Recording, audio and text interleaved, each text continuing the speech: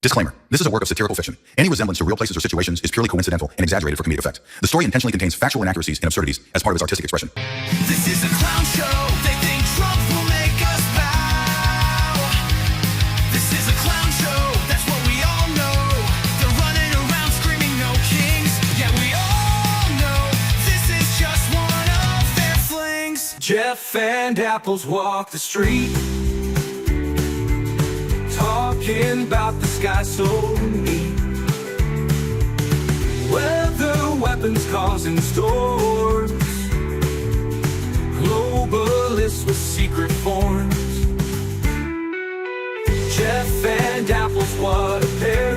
Whisper plots while breathing air. Apocalypse is on its way, but they still find time to play. But they still find time to play. But they still find time to play. I'm sorry, Apples. I can't take you. You're not like Lucy. It's too dangerous for you out there. Yeah, what about me, though? Well, Bruce, you're tough, but I don't know. It's a little wild out there. Only Lucy can really handle the streets too much without getting into too many fights. But let's get out there, see what happens.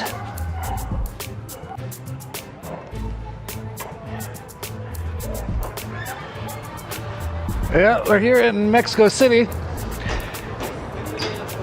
because my wife actually came here to have some surgery done, which I don't know if she wants me to tell anyone, but it's too late. She got some breast implants a long time ago when she was a lot younger, and she is actually reconnecting with her divine feminine. How do I get out of here? How did I get in? And so, he's going to help me out here. Gracias. Plus, she also had a whole bunch of her stomach got ripped apart by our giant baby, who's only 2, but he wears 4-year-old clothes and he's humongous. So she came to Mexico City to have all that done, and it was kind of interesting because she got through the operation quite well. The operation was like 8 hours long. And then she went to sleep.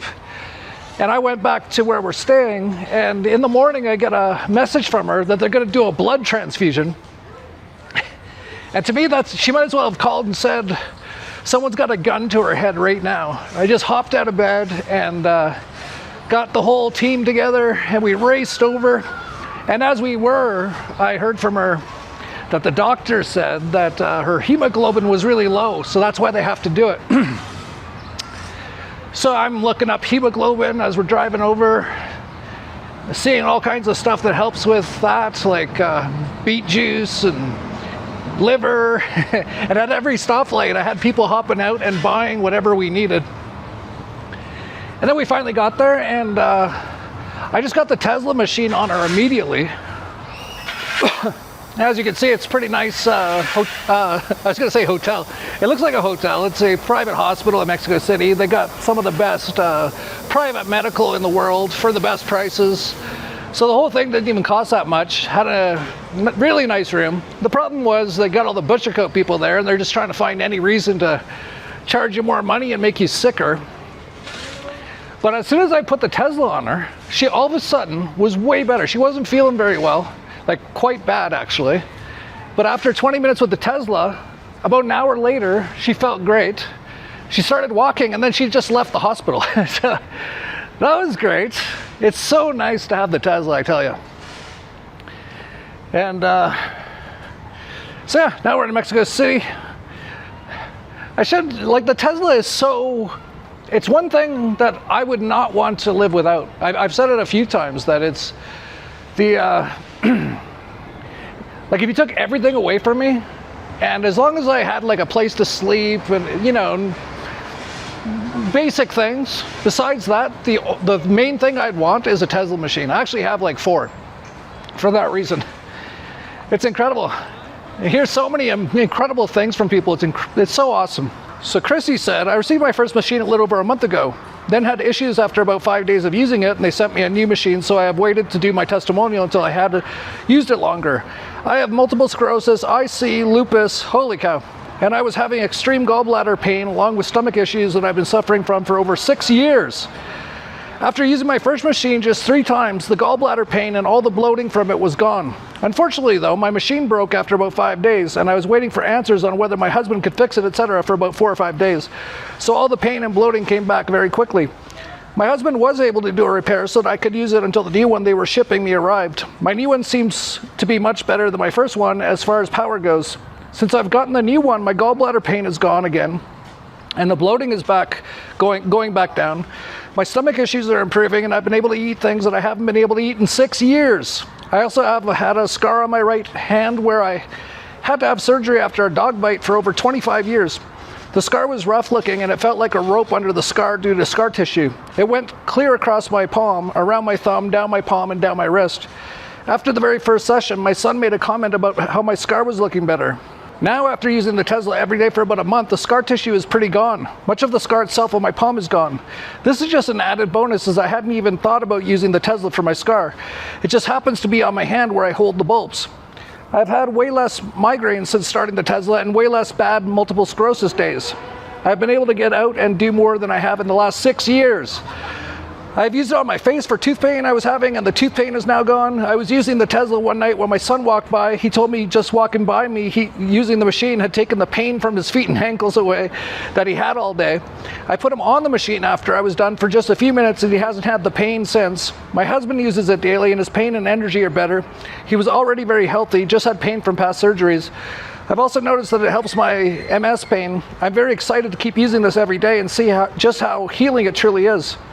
I don't ever want to be without it now after using it because I know it works, and I'm absolutely thrilled with the results so far. I can't wait to see where it gets me in the months to come. I love it. And they went on to say, also I had to edit because I forgot to mention about my dog. She had hurt her back and had not been jumping on my chair or bed for about 3 months. She was very curious when I used it the first time, so I laid the bulb on her back. She let me, and she jumped up in my chair in bed that night. If you mention the Tesla, she gets super excited and runs right to it.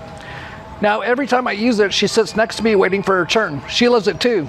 My other dogs don't come close but watch from a distance, so they all act like puppies again just from being in the room while it's being used. If I didn't see it, I wouldn't believe it. Yeah, it's so incredible. It's interesting too that woman, she had a problem with her first machine. I don't know what the problem was, but notice how they shipped her another one very quickly, and that's how the Tesla Club is. It's so incredible. And so many people have those things, and like I said, it's actually saved me so many times, like dozens and dozens of times, including today, where they tried to infuse blood from COVID's people into my wife, which would almost, well, I don't know if the Tesla would cure it. It probably would, but I didn't want to take that chance. So the Tesla again saved us today. They actually did tests on they did tests on my wife right before she left the hospital just to make sure she was okay, and they're like, "It's something miraculous happened. Everything's fine now." And I was just like sitting there going, yeah, something miraculous. Oh, and by the way, when I took the machine in, I told my guys, I said, listen, I'm going to use the machine on her. If they try to stop me, I'm not going to stop. So just get prepared for whatever we got to do to keep them out of the room until I'm done.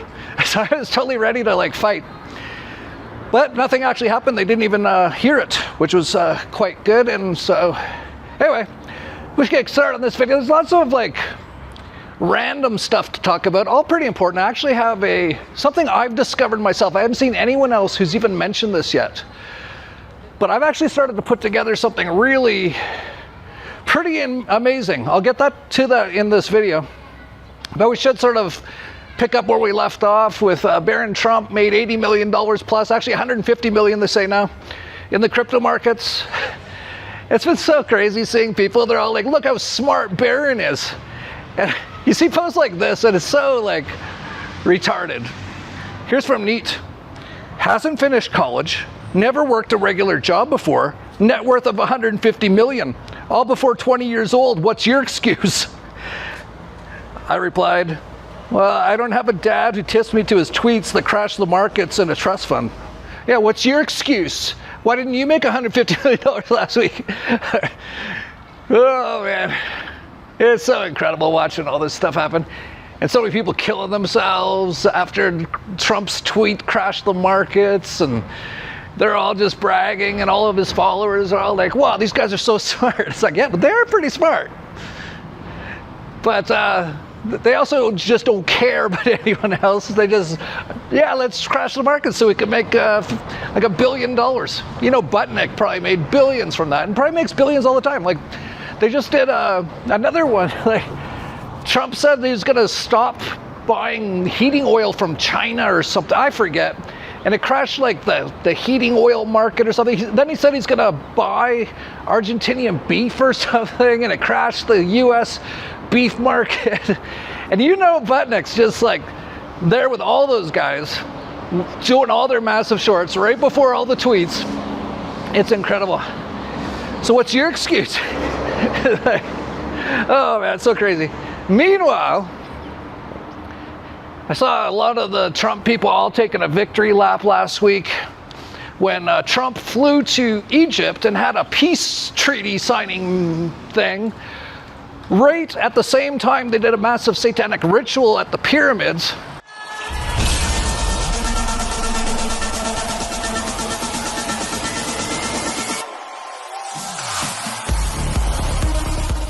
I saw them all saying, oh, he deserves a Nobel Peace Prize, which is so ridiculous because he's actually been part of making this genocide in Palestine happen.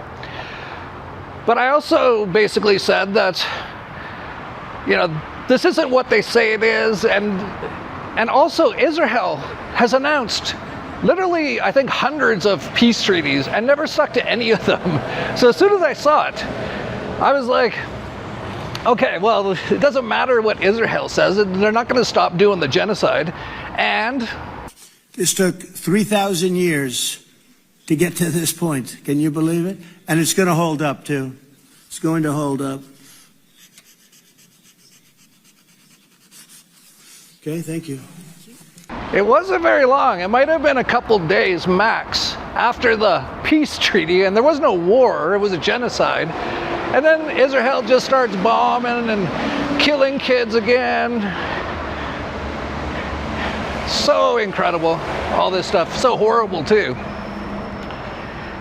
It's funny because some reporter actually asked Trump about the peace treaty that he just signed, that all his supporters were all like, "Ah, he's such a hero, he's stopping all the wars."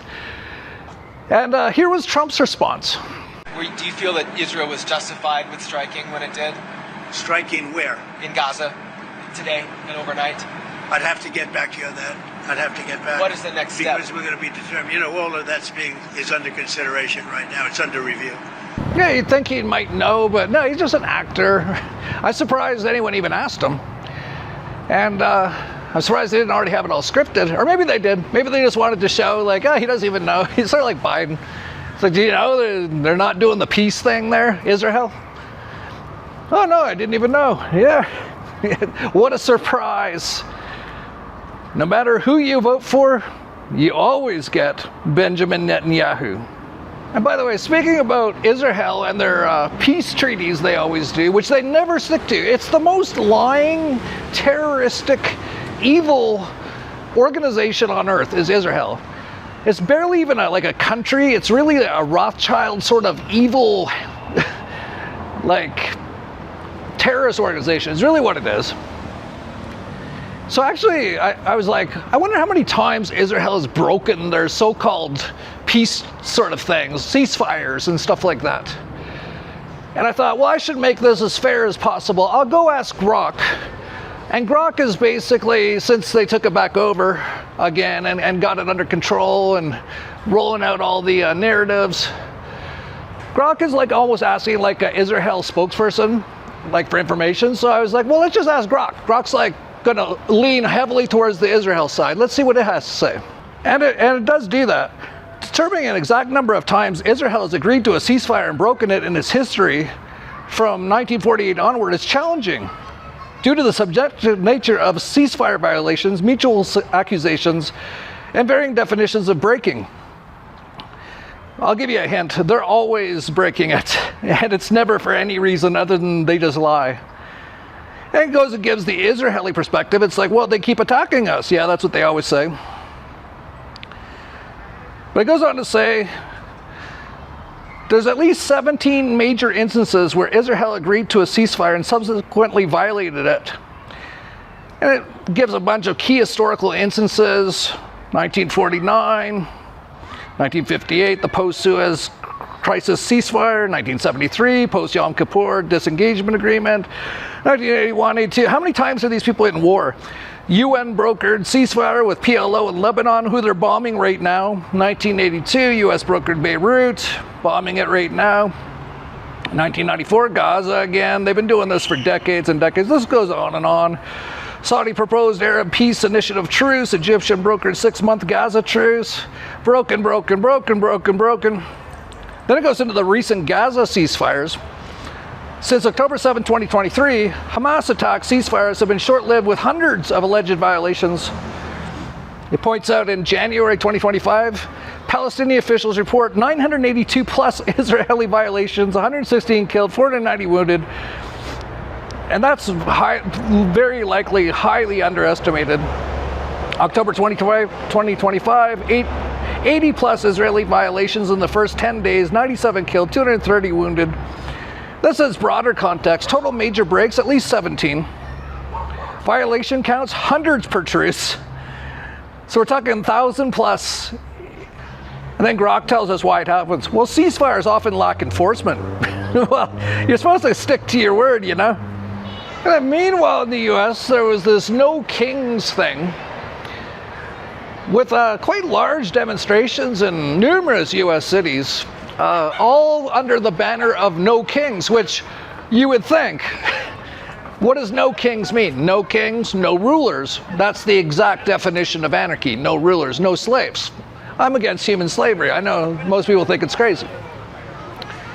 So you'd think I'd be super like, wow, look, millions of people coming out for an anarchist sort of event. No, it's not.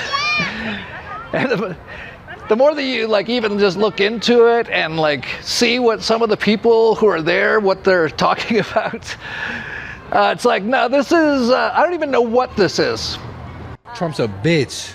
Yeah, why is that? I don't know. We don't like him. That's the word around here. Any particular reason why you don't like him? No clue at all. I'm just going with everybody else saying. Yeah, boss says this is the uniform today. Don't make me tap the sign. They don't want no kings. They want their kings. Yeah, no king, they shout, while begging government to rule their health, their pay, their speech, their children, their land, and their future. No king. See how they co-opt everything? No kings, which is literally the definition of the word anarchy, and without our key ruler. In other words, no kings. And what is it? A giant sort of a communist, massive pro-statist event that basically just doesn't like one side of basically the same bird, the same evil bird. So incredible. And meanwhile, in the last few days, the internet kind of went away. Worldwide wobble. The day the cloud went out, hit airlines, banks, governments. Of course, Drudge Report has to do a redirection. Revenge from Beijing. Cell phone services and the internet crashed this morning, taking down huge chunks of daily life and government services across the entire planet. A massive outage at Amazon Web Services struck around 3 a.m. Eastern, knocking out banks like Capital One, cell phone providers like AT&T and T-Mobile, as well as a whole host of other companies like Ring, Snapchat, Reddit, McDonald's, Coinbase, Robinhood, Amazon, including Alexa, Apple Music, and several government services, including the UK's national tax system, making this crash the biggest digital failure since last year's CrowdStrike collapse. Experts say the crash was triggered by a failure in AWS's core database control system, and it exposed a deeper issue. The internet is far too centralized. Just one glitch in one company brought global infrastructure to its knees. Amazon says the systems are recovering and denies any cyber attacks so far, but cybersecurity analysts are still watching closely. When one cloud provider can cause worldwide chaos, it's not just a tech issue. This is a global vulnerability. So that was interesting. So many things went down. And was it a prelude to Satan Klaus's cyber attacks? but still pay insufficient attention to the frightening scenario of a comprehensive cyber attack. I don't know, it very well could be. It's also interesting that about a year ago, something very similar happened, and it was blamed on Microsoft, which of course is Bill Gates' organization. And now this one is being blamed on Amazon, which of course is Jeff Bezos' organization. Oh my God. Give me a champagne bottle. Come here. I want one. I want to hear this. Here. You want a little of this? Hey.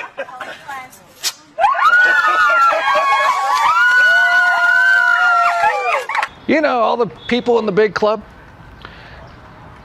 I know some people might say, well, it could have just been like an accident. Yeah, it could have been. There's not many accidents like this that happen, though. Almost everything's an operation. Maybe they're testing, maybe they're just trialing it out to see what happens, plugging in all the data into their AI, so when they do the big one, they can achieve the agendas and goals that they want the most. So we could be very close to that, and I've said that I think we're like this close to a financial collapse. And I think what they're going to do is just like they did in 9/11, is do a massive staged event, a false flag, blame it on someone like a guy in a cave in Afghanistan, which is like ridiculous, to crash the markets, because that's exactly what they did in 2001, to crash the markets at that time. Now, will it be cyber attacks? Could be. Basically, Klaus Schwab's already said that. Could it be like a Plandemic 2.0 with them setting off the signals that activate the graphene that a lot of people think is in their blood from the lethal injections, making like hundreds of millions of people sick or dead? Could be. You know, we're still in 2025.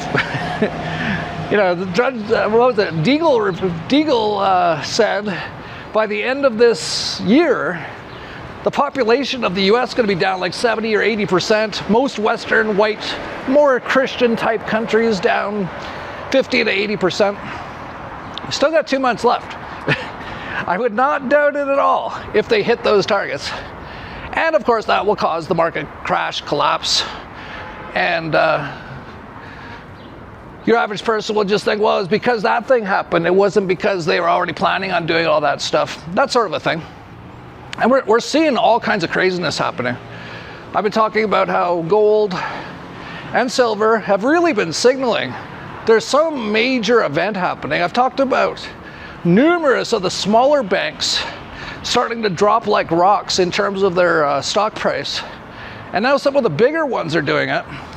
Like BNP Paribas, I think it's the biggest bank in France, down nearly 10% in just a couple of hours just yesterday, I think. And gold had been skyrocketing. It was so incredible to see people lining up at gold shops. I thought people had forgotten about gold.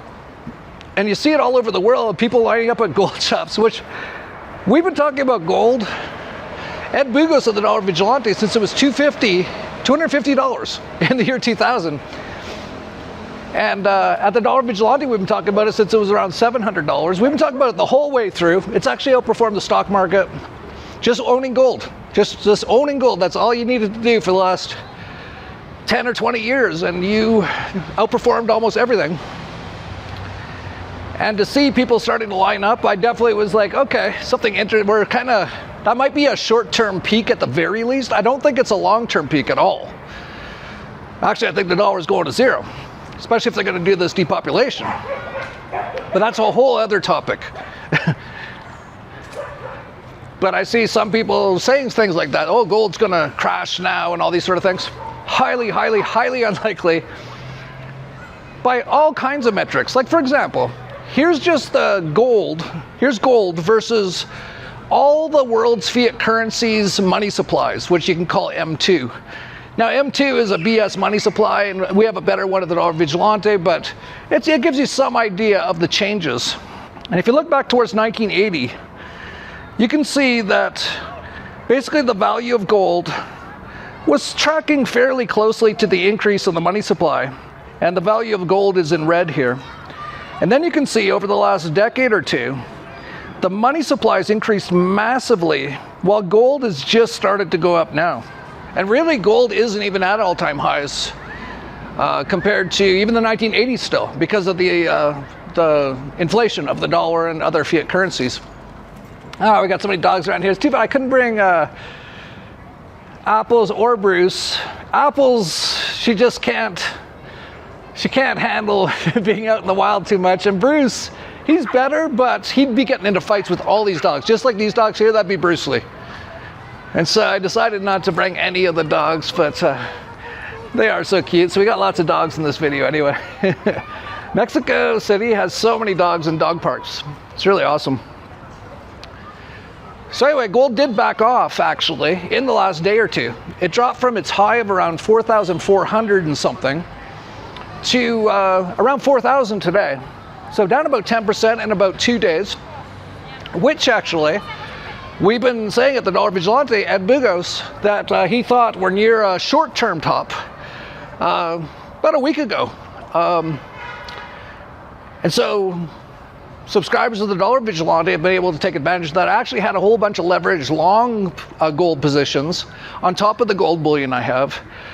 And I closed it actually between 4,300 and 4,400 based on Ed's advice. So that was pretty incredible. You can get that at our newsletter, by the way. It's like $20 a month, dollarvigilante.com/subscribe. You can't get into the Vigilante Insiders Club anymore. It's completely sold out.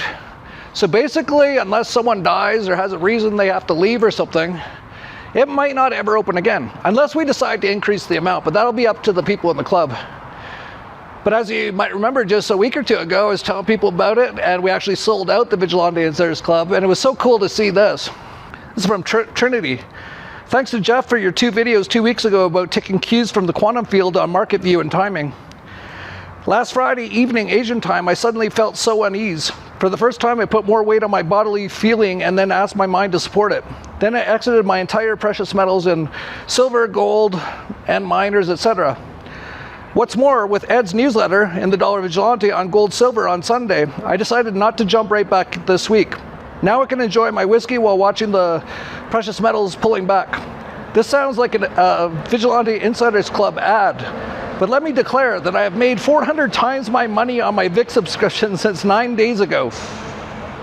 Yeah, it's so incredible. So many of the things that I'm doing have been helping out so many people. So that person, I don't know how much money they had in precious metals. It must have been a lot, because they already made 400 times the value of the Vigilante Insiders Club, which isn't super cheap, in 9 days with us. So that's so awesome. I love that stuff. And like everything, like the Tesla Club, I see from people every day. It's like, I just cured myself of this, just cured my mom of this. And I'm like, that's so awesome that I'm able to help people. It's, you know, it's funny because I see people saying about the Tesla, oh, you know, it's a scam, it's a ripoff, all this kind of stuff. It's like, it's the biggest thing in our lifetimes. And then I saw even for the Vigilante Insiders Club, oh, it costs a lot. Jeff's just, you know, trying to make lots of money, which, you know, we do want to make some money. I work basically from morning to night. I got like 30 to 50 people working with us morning to night. Yeah, we don't do it for free.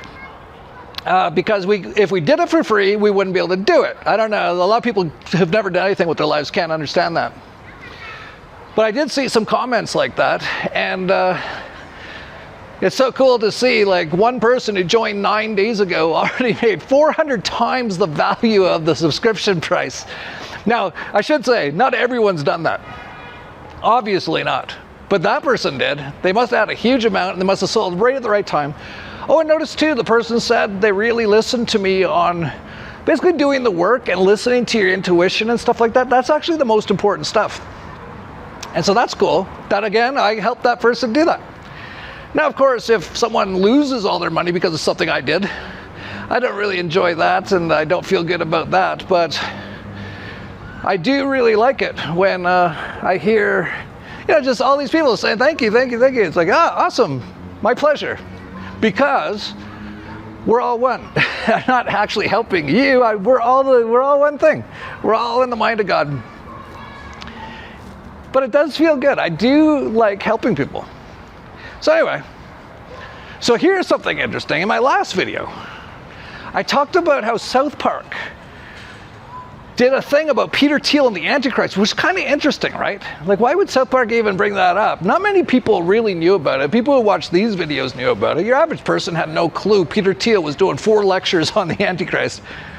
So when South Park, who just did $1 billion contract, and one of the 2 South Park people is a Jewish, so you kind of can guess here, $1 billion Jewish, they're in the club. So why are they really pointing this out and actually bringing attention to it? And you know, when I was watching it, okay, so when I was watching it, I really noticed, I'm like, there's some weird stuff in here. So I made a note to myself, I'm going to watch this again afterwards, because they dropped a bunch of numbers and a bunch of dates. And so I'm going to play it here again and just pay close attention to like all the numbers and dates and stuff. Oh, it looks like my kid's leaving the park. Vamos a ir? Hey, yo puedo ir contigo? You're going to close the door? You're such a good little boy. He likes to close everything. He likes to take care of everything. Yeah. Adios. He's tired. He wants to go sleep. So anyway, did you pay attention to that South Park? So I noticed that they focused on this 6-7. Now, I'm not into internet sort of memes, and I had no idea there's a 6-7 thing on the internet. And apparently it relates to some rapper who had 6-7 in his song, and people just say it all the time. It's stupid, but everyone's fluoridated and government indoctrinated and television brainwashed, mind controlled.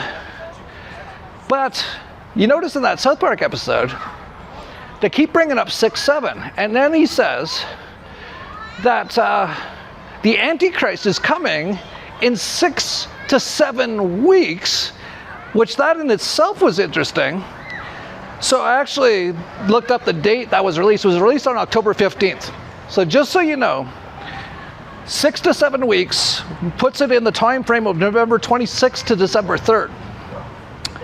And then I noticed they actually mentioned from the Bible, Revelations 6-7. And this is where I went down my own little rabbit hole that I haven't seen anyone seems to have noticed. It seems like I'm one of the few people who can see all these things. I'm not bragging, I'm just like, how is no one else noticing any of this stuff? But they did say Revelations 6-7. So I just typed that in. Revelation 6-7. Here's what it says. When the Lamb opened the 4th seal, I heard the voice of the 4th living creature say, "Come." This command summons the rider on the pale horse, pay close attention to that, whose name is Death, and Hades follows close behind him. They're given authority over 1/4 of the earth to kill with sword, famine, plague, and wild beasts. Could that be by the end of the year, like the Deagle forecast? The 4th living creature, described as having the appearance of a flying eagle, serves as a herald of God's judgment, underscoring that these events originate in heaven and are part of God's sovereign plan. And it goes on a little further, but notice what it said, that the command come summons the rider on the pale horse whose name is Death. So just as I was reading that, I saw a tweet that the new Pope guy just received a gift of what you could say is a pale horse. New Pope Leo XIV was gifted a white horse named Proton.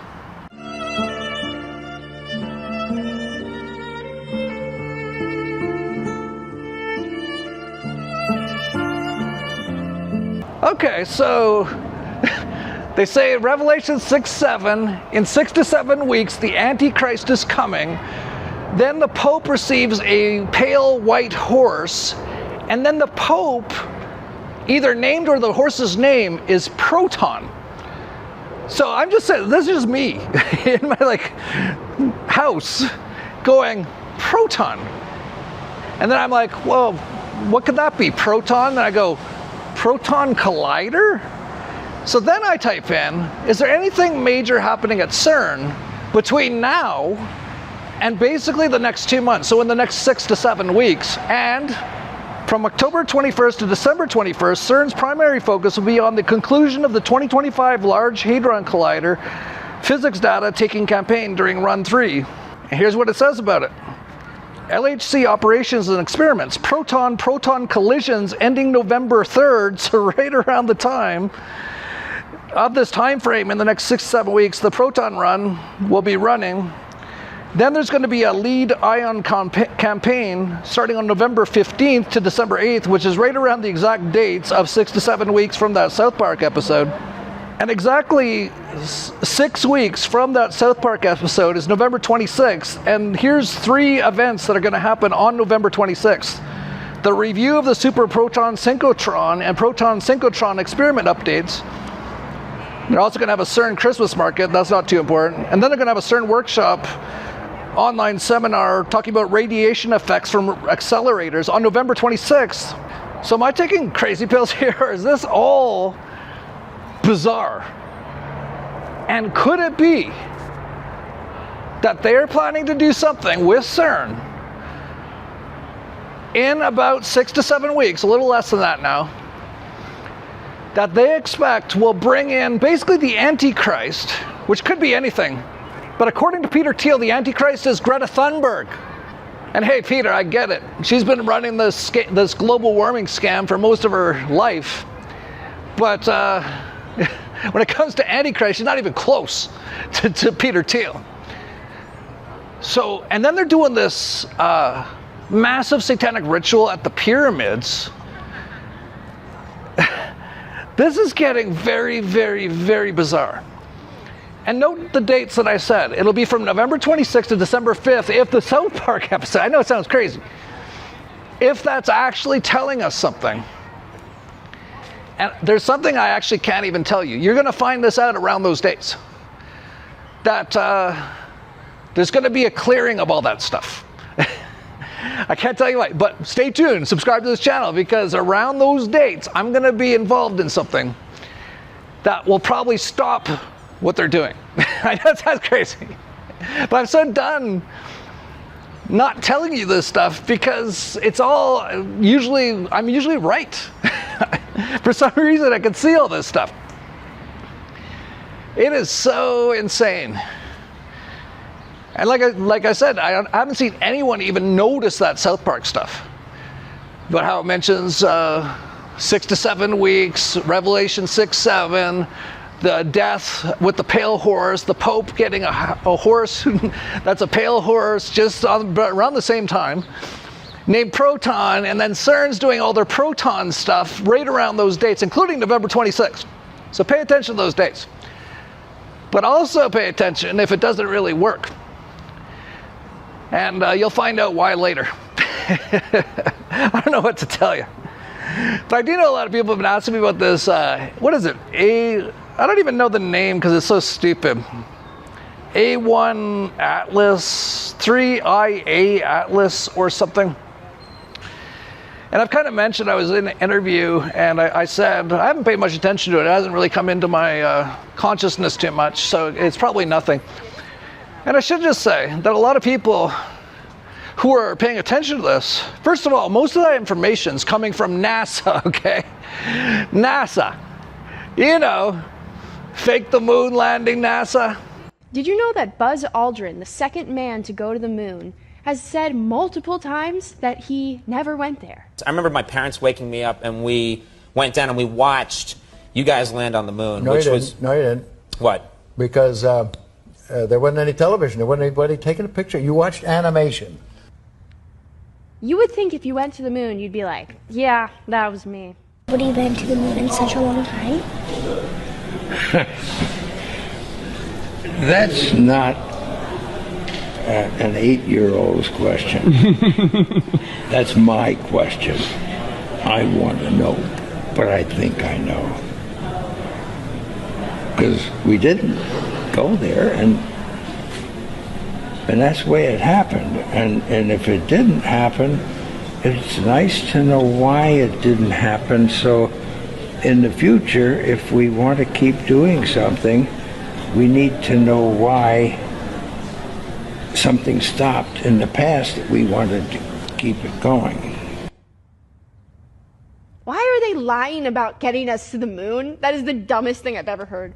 Anyways, this is my driver, and I'm fed up. So I'm glad I got this.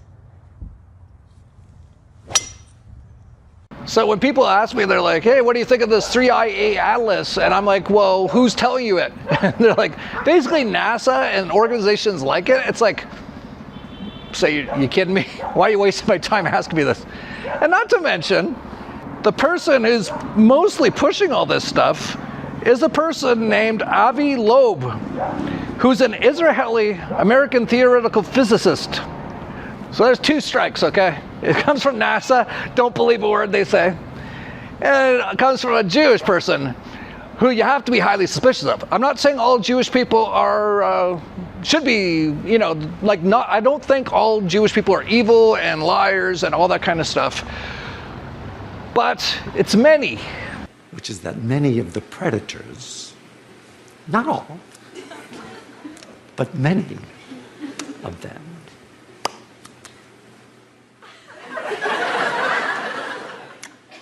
are Jews. Now, could this thing be something? I don't know. Like, I've also talked about the apocalypse of Yajnavalkya, where he says in the book the Atlanteans are coming back in a spacecraft around like now. Which could be. This is a 3D video game. For all the people out there like, that's, you know, that's crazy, it's impossible. Anything's possible in this 3D video game, okay? You're about to find that out. Because the apocalypse has just begun. And speaking of that, we're going to be doing Anarchapulco for the first time outside of Acapulco in Puerto Vallarta, and going to be bringing so many amazing people to it. So many of the best people finding out about all the past history, all the truth, what's actually going on, freedom, all that sort of a thing. And the website's not up yet with the new brand, the new logo and everything, but I'm gonna actually do a world premiere right here for you. Here is basically the new logo and the theme for 2026. Anarchapulco 2026 in Puerto Vallarta, Genesis. And the reason it's called Genesis is because Genesis is like a new birth, a rebirth, you could say. And so in many ways, we're going to be rebirthing Anarchapulco, completely a new sort of a thing. In every single way, including location, in Puerto Vallarta. And I should point out, it's so much easier for people to get to. There's really about, I think there's 2 direct flights to Acapulco that are international. One from Dallas and one from Houston, and they're super expensive. But for Puerto Vallarta, here's the list, just so you know, of direct flights. There's even a direct flight from Abbotsford, British Columbia, if you even know where that is. Calgary, Comox, Edmonton, these are all Canadian. Hamilton, Kelowna, Montreal, Ottawa, Prince George, Quebec City, Regina, Saskatoon, Toronto, Vancouver, Victoria, Winnipeg. So if you're in any of those places, you can hop on a plane, and about 4 hours later, you'll be at the event. That's pretty cool, because you never were able to get to it that easily before. And there's so many from the US. Atlanta, Austin, Chicago, Dallas, Denver, Detroit, Houston, Las Vegas, LA, Minneapolis, New York, Newark, Phoenix, Portland, Sacramento, Salt Lake City, San Diego, San Francisco, San Jose, Santa Ana, Seattle, Tacoma, St. Louis. And there's even a direct flight from London, from Manchester actually, not London, Manchester, on TUI Airways. We haven't announced any of the speakers yet, but you can just trust me on this one, it's gonna be phenomenal. I'm actually trying to make this our most amazing Anarchapulco ever, even better than our 10th anniversary Anarchapulco, which actually was really hard because we just got hit by a Cat 5 hurricane when that happened. So this time, hopefully that doesn't happen. And you won't believe the incredible people I'm putting together for this. This is gonna be the most incredible Anarchapulco ever. It's gonna be easy to get to. There's going to be numerous Tesla machines at it. My daughter will be running a bunch of them with her friends and other family members who all know the Tesla super well. It's going to be an incredible event coming up February 15th to the 20th in Puerto Vallarta. Oh, and once the new website goes live with all the new logo, the new brand and everything, that's going to be any day now. Like, could be 2 or 3 days from now, maybe 4 or 5. All the prices will go up to their full price. If you go now, you still can get what they call early bird tickets. and get a cheaper price. So just go to Anarchapulco.com. Should also mention this weekend coming up is an Anarchapulco 2-day virtual event called Expressions of Freedom. I actually recorded my speech for it right here in Mexico City. And I think for anyone out there who's feeling like really kind of lost and disconnected and depressed and stuff like that, I highly recommend you get it. It's going to be so uplifting and inspiring and really show you that through creating, which is what we all are. Sorry, trying to cross the road without getting killed here. That's what we are. We are creators. We are creation. And so many people have forgotten about that. And because of that, a lot of people are pretty kind of depressed and lost. And they forgot about all the beauty they could be creating, all the creation they can be making. And it's not just art, by the way. My talk is a lot about business, about how I've actually done business as a form of creation. And when you think about it, Dollar Vigilante, a very anarchist Austrian economics financial newsletter, which has done incredibly well. But it's not your standard sort of a thing. It's sort of like a work of art, if you think about it. Even these videos I talk about in my talk for this event is my own way of creation and art. Because, you know, I could just be sitting behind a desk talking about all this stuff. It would be boring as heck. And I wouldn't want to do it, and you wouldn't want to watch it. But I do it like this, and it's basically my own form of expression. And then on Anarchapulco, that's, you know, so much creation, art. And this is really where the world's going, by the way. We're going to go on to a new world that's going to be beautiful, but you're going to have to survive it. And one of the ways to survive it is to actually remember who you are and learn again how to create. And so many people have forgotten that. And I think this event will give you the inspiration. So you can go get tickets for that as well. It's at Anarchapulco.com. I think I'll leave it there. Yeah, I just can't think of too much else. So this is going to be very interesting to see what's going to happen here in the next 6 to 7 weeks. I have no real idea, but it's going to be so interesting. My wife also mentioned something might happen on October 22nd, which basically is the time this video comes out. I don't know what it is, but we were told not to stay in a high-rise here in Mexico City by source. And so I was kind of thinking, what is it, an earthquake or something? Which they do have pretty bad ones here in Mexico City. But then I asked Christoph, and he said that it's something more to do with signals and how they got all the high-rises all linked up with all the wiring and stuff. So could it be like the cyber attack sort of, or even the Plandemic 2.0 where they set off the graphene? I don't know. And it could be nothing. It could just be a personal thing that my wife is seeing about herself that's going to happen tomorrow. So anyway, just thought I'd mention that because I didn't mention that she said we couldn't be in Acapulco when that Cat 5 hit because of what she had a vision as she was connecting to source. So now when she says stuff, I kind of do mention it. But we'll see what happens. But in the end, none of this really matters all that much because this is just an experience you're having. So I hope you're enjoying the experience. This is going to be the best ending to this video game ever, this apocalypse, lifting of the veil. It might be happening in the next 6 to 7 weeks. We'll find out. And in what form it happens, we'll find out. It's so interesting. This video game never gets boring to stop playing. If you're not enjoying it, you're just playing it wrong. I'd highly recommend you get on our 2-day event. It'll like reignite your seeing the beauty in everything in life, because it actually all is beautiful. All of it, even the ugly stuff. It's all perfect and beautiful, especially if you do the work, and then you can see all that. But anyway, I'll leave it there. Let's go find apples. Oh, there you are, Apple. Sorry I didn't bring you with me. It's a little rough out there. I see you're getting some food. Yeah, I'm just waiting for some food. We've got some food happening here. Bruce Lee's here as well. We're all getting ready. Bruce just came back again from Chihuahua State. Oh, the pugs are attacking the camera. We'll better leave it there. Let's get some food.